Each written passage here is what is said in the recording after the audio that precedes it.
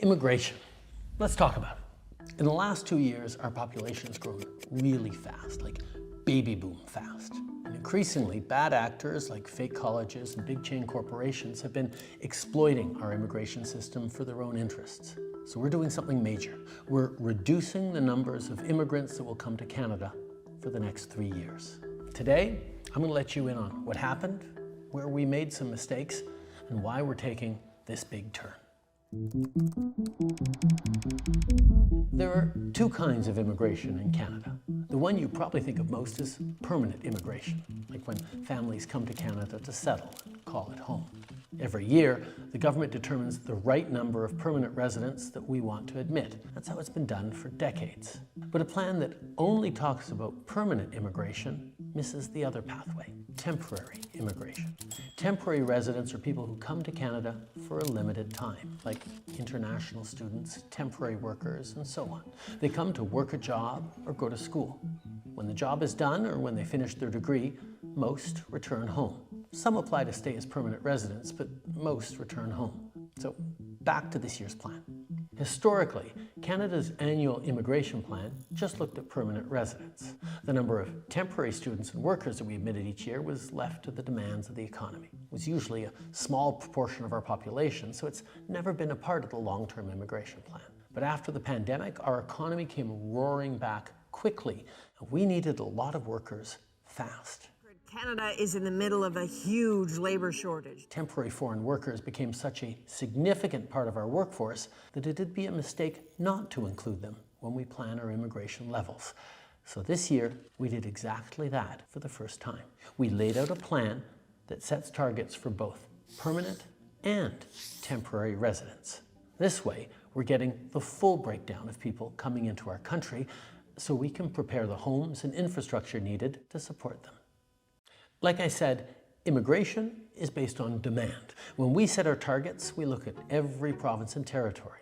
We ask the premiers, what are the gaps in your workforce? Is your population growing or getting older?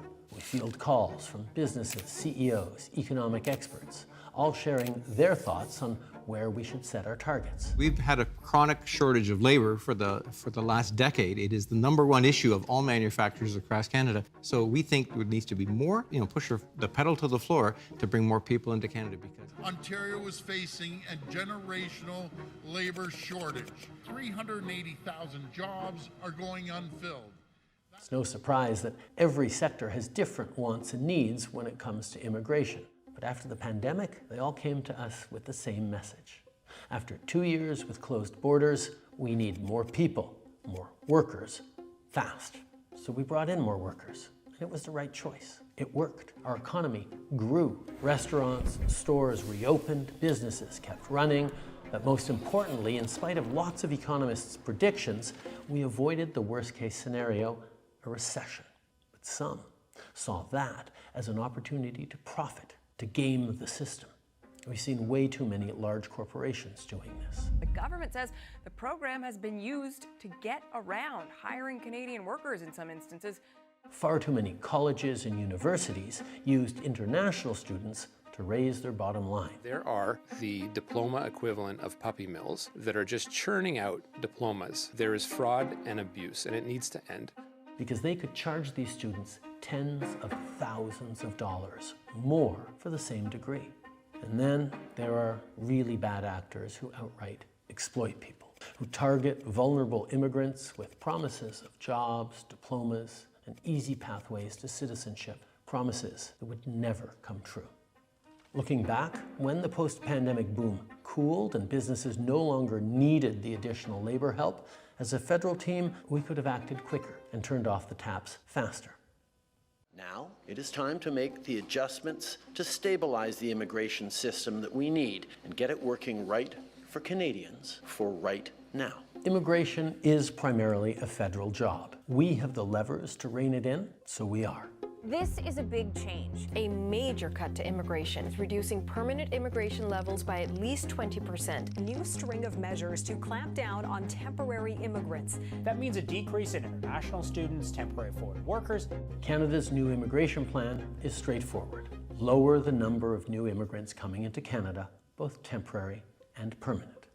We're prioritizing permanent residents with the skills we need, like healthcare workers for our hospitals and construction workers who will build more homes.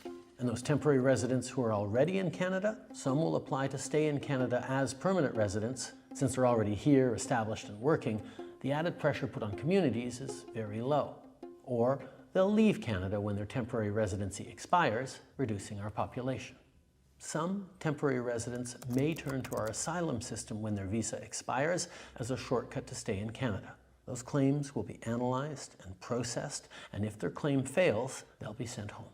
Between the amount of people coming and going, we'll effectively pause population growth for the next 2 years. Then from 2027 onwards, it'll balance out and slowly start increasing again at a sustainable pace. In fact, that gets us back to the population growth path we were on before the pandemic. This pause is going to give our economy and our communities the chance to catch up with things like our plan to build millions more homes. That's not stopping, but now we'll have a little more breathing room as we build. We'll see more corporations investing in Canadian workers and youth rather than relying on cheap foreign labor. Our cap on international students is already bringing rental prices down in big cities, and as we keep that cap in place, rents will keep coming down. We're making the system work for Canadians and for newcomers, rather than for the big box stores, chain restaurants, immigration consultants, and sham colleges that exploit it. Immigration is a great thing, and we're lucky that so many people dream of coming to our country.